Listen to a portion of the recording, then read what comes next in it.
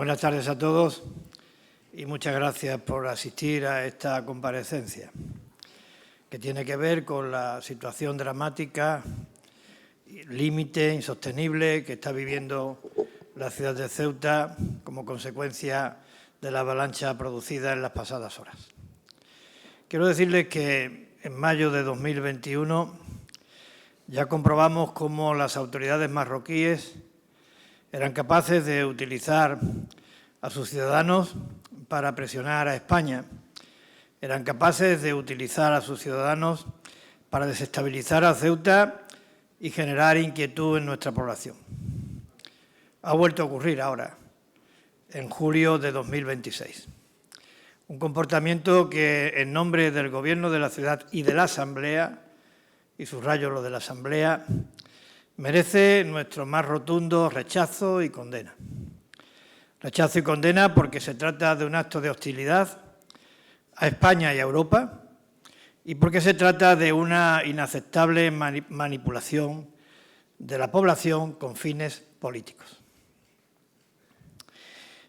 Esta institución, el Gobierno, la Asamblea, se ha caracterizado en los asuntos de Estado por mantener siempre un sentido de responsabilidad y de lealtad institucional. Lo hemos mantenido siempre y lo vamos a seguir manteniendo, porque entendemos que en una ciudad como Ceuta, afectada por tantas vulnerabilidades, la lealtad institucional, la responsabilidad y el sentido de Estado son una condición innegociable.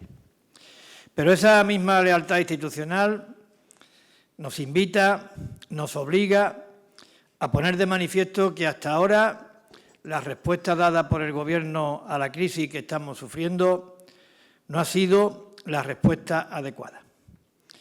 Hasta ahora creemos que esta respuesta ha sido una respuesta tardía e insuficiente. Tardía porque se pudo actuar antes. Se pudo actuar antes porque había indicios y advertencias de lo que podía ocurrir. Advertencias, algunas de ellas formuladas por el propio Gobierno de la ciudad y de manera insistente. Y insuficiente porque no se tomaron las medidas proporcionales a la envergadura, a la dimensión que tenía la crisis que estábamos viviendo. Medidas como las que ayer, a primera hora de la mañana, acordó la Junta de Portavoces de la ciudad y de manera unánime, y que consistían básicamente en la declaración de situación de interés nacional para Ceuta, al amparo de lo que se regula en la Ley de Seguridad Nacional, concretamente la Ley 36/2015. Medidas como el refuerzo de manera notable y proporcional, insisto, proporcional, de los cuerpos y fuerzas de seguridad del Estado y la movilización del Ejército. En consecuencia, creemos que se actuó de manera tardía e insuficiente. La situación que vive en Ceuta es absolutamente insostenible.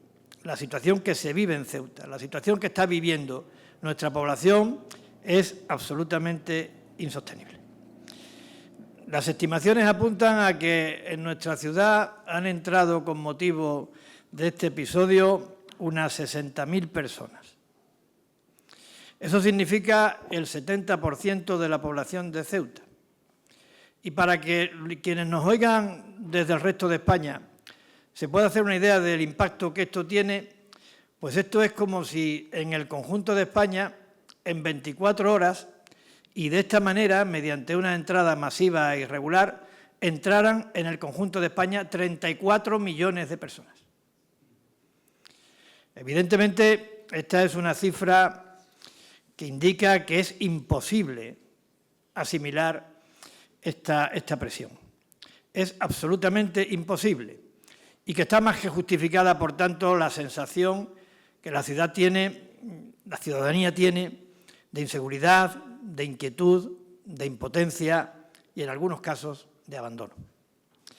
Por eso creo que tenemos la obligación, al margen de siglas políticas, desde la unidad de exigirle a quien puede y debe, que es el Gobierno de la Nación, que actúe, y que actúe de manera enérgica, decidida e inmediata. Y es lo que, desde la apuntada lealtad institucional, he hecho hoy, en nombre de todos, en nombre del Gobierno y en nombre de todos los grupos políticos de la Asamblea.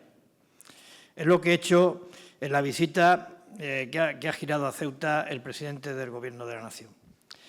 Ceuta necesita de un plan urgente de actuaciones para afrontar esta crisis. Un plan urgente de actuaciones que, sin ser absolutamente exhaustivo, no pretendo serlo, en los ejes prioritarios que tienen que marcar este plan, sí creo que debe de estar definido en cuanto a su contenido por varios de estos ejes. El primero, volver cuanto antes a la normalidad. ¿Y qué significa volver cuanto antes a la normalidad? Pues significa que retornen cuanto antes las personas que han llegado a Ceuta de manera masiva e irregular. Ese es el primer objetivo, ese es el primer eje.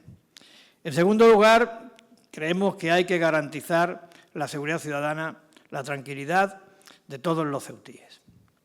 En tercer lugar, creemos que hay que atender la emergencia humanitaria ya presente, ya evidente, en que ha derivado esta crisis. Crisis migratoria, vulneración de la integridad territorial y emergencia humanitaria. También creemos que es necesario reparar los daños que se generen a los comerciantes, al tejido empresarial, a nuestras pymes, a nuestros autónomos, a los trabajadores por cuenta ajena, porque muchos de ellos tienen cerrados sus negocios y tampoco saben cuándo lo van a poder abrir. Y también creemos que es fundamental recuperar y fortalecer la confianza en el futuro de nuestra ciudad. Tenemos que transmitir confianza en estos momentos difíciles, pero es obligatorio, pero no solamente de palabra. Tenemos que hacerlo también con hechos, con iniciativas, con medidas, con estímulos, y eso quien lo puede hacer indudablemente es el Gobierno de la Nación. Y tenemos obligatoriamente también que recabar el apoyo inequívoco de las instancias europeas. Nos parece que eso forma parte de una de las fortalezas más importantes que tiene Ceuta y tienen que estar en esta hoja de ruta de los objetivos prioritarios. Yo, antes de terminar, sí quisiera también, en nombre de todos, hacer algunas breves y últimas consideraciones. La primera de ellas es nuestro reconocimiento a quienes están dando lo mejor de sí en la gestión de la crisis. Por tanto, nuestro reconocimiento a nuestros cuerpos y fuerzas de seguridad, a todas las personas, servicios y entidades que están implicados. Incluyo también a los medios de comunicación por la cobertura que están haciendo de esta crisis y también por la difusión que están haciendo de la misma al resto de España, incluso al resto del mundo. También quiero manifestar de una manera absolutamente sincera, en nombre de todos nosotros, nuestro profundo pesar y dolor por las 24 era la nota que tenía ayer, desgraciadamente, por las 34 víctimas mortales que ha producido la avalancha. Y en tercer lugar, quiero decir para terminar que Ceuta está siendo azotada de una manera muy dura, pero con la característica madurez y entereza de nuestra sociedad, contando con la solidaridad del resto de España y de Europa y manteniéndonos juntos y unidos, estamos convencidos de que saldremos adelante. Muchas gracias.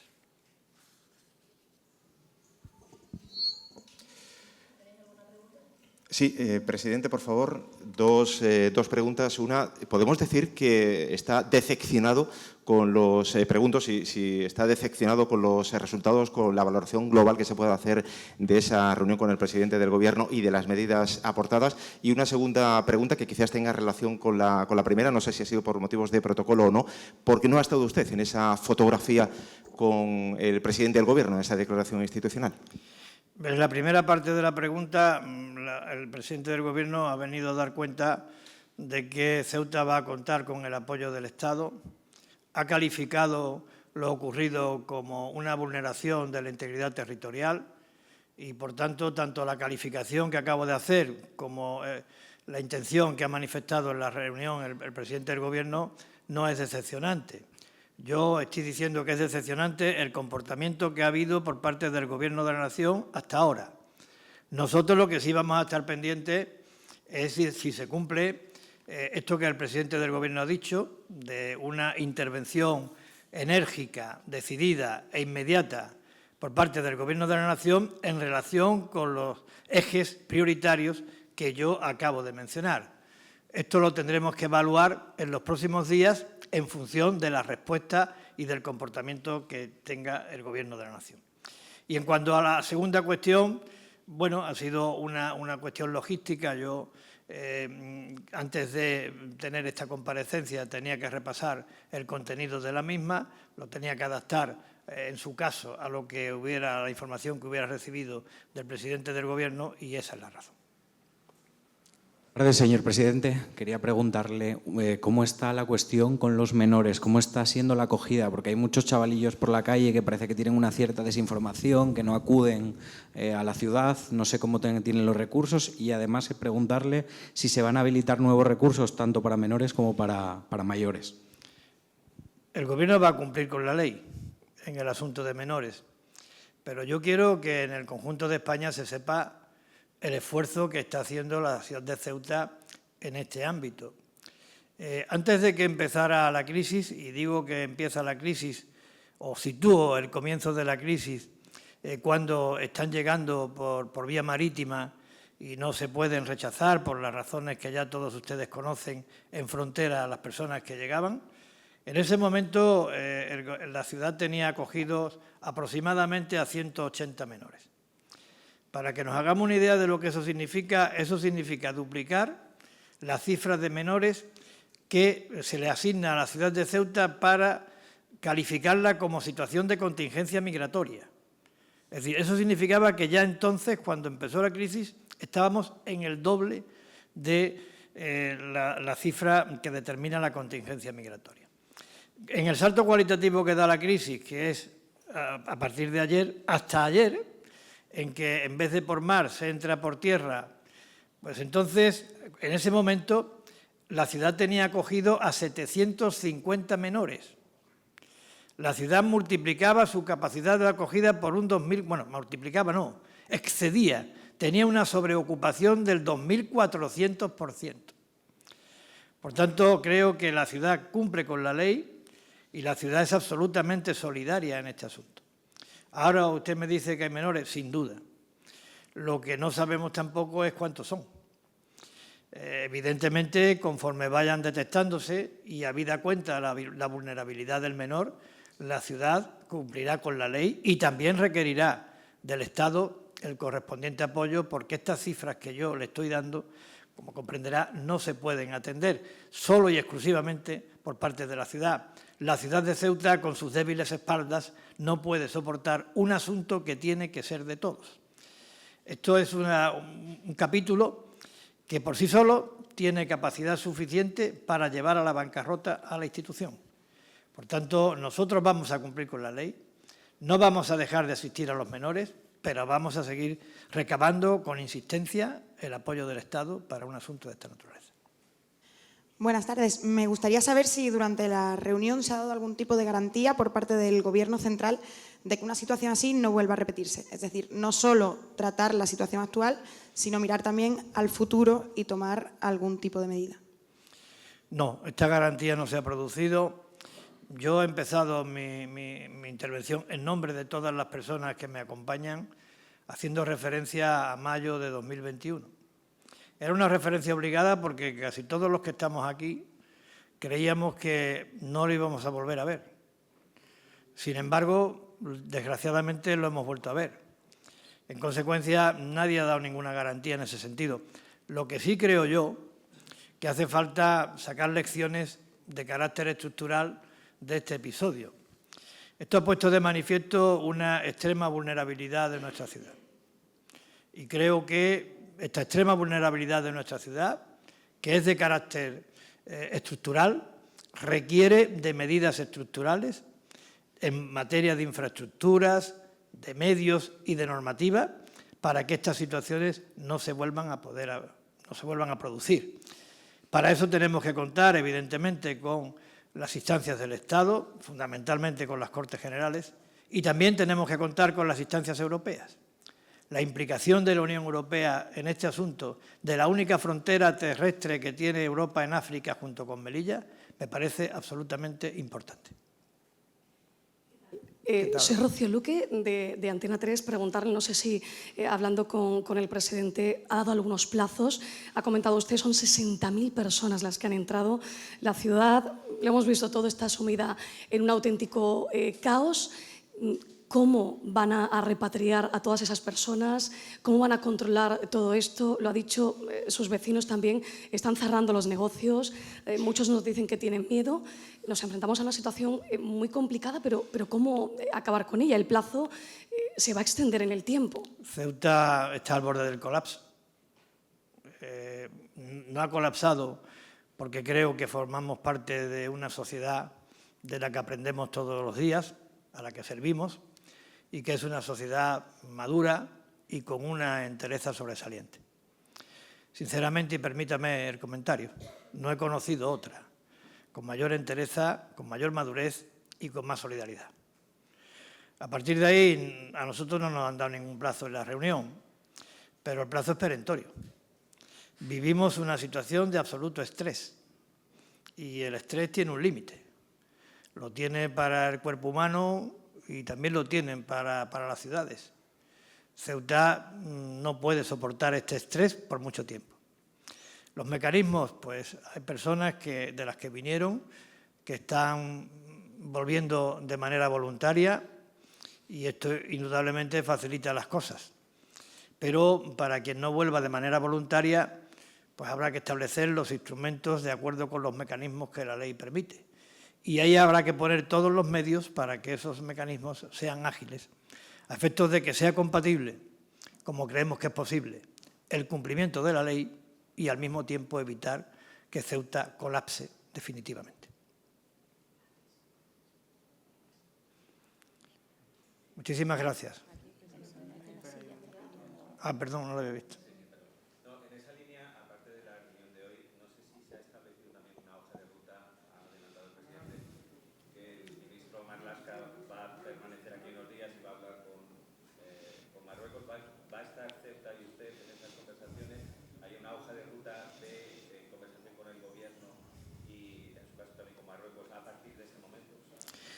Las conversaciones con Marruecos, por razones obvias, las lleva el Gobierno de la Nación.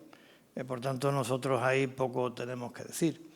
Y en cuanto a los contactos que vamos a mantener con el ministro del Interior, pues es una oportunidad para que lo que ha quedado pendiente y falto de concreción en la reunión de esta mañana, en esos contactos que vamos a tener a partir de ahora, se pueda ir concretando. Yo creo que es necesario fijarse un horizonte temporal para descongestionar Ceuta, para que Ceuta pueda volver a la normalidad. Tengan en cuenta que para nosotros es muy importante, como para cualquier ciudad, la celebración de sus fiestas patronales. Pues no va a haber fiestas patronales, porque sería absurdo en una situación de excepción como la que vivimos, pues que hubiera fiestas patronales al margen de que la consideración más importante para acordar el aplazamiento de las mismas ha sido la seguridad. Pero Ceuta no es Ceuta en estos momentos. Es Ceuta porque tiene el corazón de su gente y porque su gente está convencida con nosotros de que vamos a salir adelante. Pero el panorama que vemos no parece Ceuta. En esa línea, preguntarle si tienen constancia de... Uy, se acopla la de Dios. ¿De algún intento de entrada en viviendas o de ocupación de alguna vivienda? No, las informaciones que nos han facilitado por parte del parte diario que nos transmiten desde la Policía Local, que a su vez recaba información de la Policía Nacional, de la Guardia Civil, no tenemos esa información. Sí, ahora, presidente, vivimos en el año 2021, la crisis que se vivió, costó reconducir la situación. Ahora estamos hablando de una situación bastante más grave, 3, 4, 5 veces, lo que quiera ponerle. Si hablamos de números, 12.000, 60.000, estamos hablando de 5 veces. Usted habla de actuar inmediatamente. Primero, si hay una estimación de cuánto tiempo puede llevarse reconducir la situación y otra cosa. ¿En cuánto sería necesario para que la cosa medio se normalizase? Yo no le puedo responder a esa pregunta.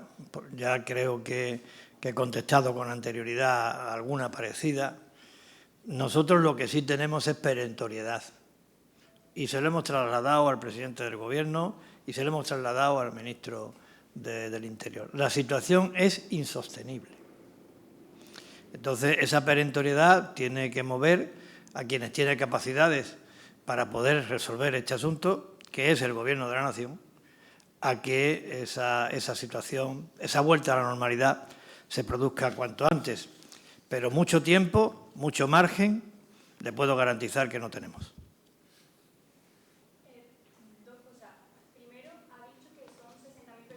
Bueno, yo no las he contado. Quiero decir que según las estimaciones que nos han facilitado, parece que pueden ser 60.000, pueden ser 55.000, pueden ser 65.000. Dentro del caos en que hemos vivido era imposible, pero son estimaciones que hacen los servicios. Pero hasta hace una hora que nosotros entramos aquí, sabíamos que en la frontera seguía el flujo de entrada igual que de salida. Entonces, primero quería preguntarle si saben si ya se ha por lo menos frenado ese flujo de entradas a Ceuta. Y en segundo lugar, el presidente del Gobierno ha insistido en la buena colaboración con Marruecos, a pesar de que durante la jornada de ayer pudieron entrar, pues seguro que más de 50.000 personas sin que nadie opusiera resistencia en el otro lado de la frontera. Le quería preguntar al respecto. Sí, pues mire, no le puedo dar cifras concretas de quiénes están, cuántos están entrando y cuántos están saliendo. Creo que ya las entradas han remitido mucho y parece que las salidas se están produciendo, pero no le puedo dar una cifra. Es cierto que se están produciendo de manera voluntaria, pero una cifra no le puedo dar. Y yo respecto de Marruecos ya he dicho lo que tenía que decir en mi primera intervención y, por tanto, creo que es suficiente con lo que dije a la hora de valorar este asunto.